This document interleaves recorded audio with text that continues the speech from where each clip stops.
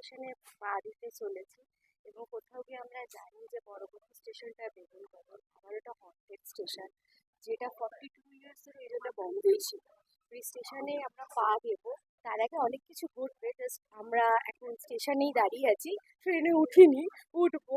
So হ্যাঁ, আর সব থেকে ইন্টারেস্টিং হচ্ছে যে ইটস রিয়েল স্টোরি। ঠিক এটাকে কমার্শিয়ালি অ্যাপ্রোচ করে একটা ফিচার ফিল্মের জায়গায় নিয়ে আসে, এটার মধ্যে একটা খুব ইন্টারেস্টিং ব্যাপার আছে। কারণ রিয়েলকে যদি তুমি কমার্শিয়াল এটা মার্জ করে নিয়ে আসতে হয়, বিকজ কোথাও গিয়ে একটা হরার কমেডিতে ম্যাক্সিমাম আমরা দেখি যে মানে কমেডিটা আমরা ভূতকে করছি, বাট আমাদের সেই স্কোপটাই নেই, ভূতটা সিরিয়াস, ভূতটাই আসল এই স্টেশনে। তো বাকিটা কমেডি কিভাবে হচ্ছে, বাকিটা যা হচ্ছে আস্তে আস্তে দেখা যাবে। হ্যাঁ, ভয় দেখানোর দায়িত্ব আমাদের।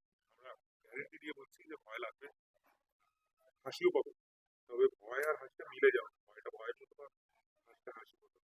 শুধু কি ভয় রয়েছে, আরো তো এলিমেন্টস রয়েছে। হ্যাঁ, শুধু ভয় তো একেবারেই নেই। ভয় ছাড়াও ভয়ের পেছনে আরো অনেক কিছু ঘটছে। সেই ঘটনাটাই আর কি দেখবার জন্য পরবর্তী স্টেশন বেগুনকদর। ইন্টারেস্টিং থিং হচ্ছে যে পরবর্তী স্টেশন বেগুনকদর নামটা দেওয়াতেও বেগুনকদর স্টেশনে কিন্তু ক্লিয়ারলি কিছু কোনো ট্রেন থামতো না। মানে হয় তার আগের স্টেশন ঝালদা বা তার পরের স্টেশন করছিলা থেকে মানুষকে ধরতে হতো। তো পরবর্তী স্টেশন বেগুনকদর এটাও যে বেগুনকদরের ট্রেন আমার যে শুরু, যে স্টেশনের প্ল্যাটফর্মে দাঁড়ানো যে ট্রেন শুরু, সেই গল্পটাও এটা। আচ্ছা, প্রেমের গান রয়েছে সিনেমায়, তাহলে ভূতেদের প্রেম করতেও দেখা যাবে। হ্যাঁ, নিশ্চয়ই, অফকোর্স কেন দেখা নয়? যাবে। ভূতেরা তো প্রেম করে।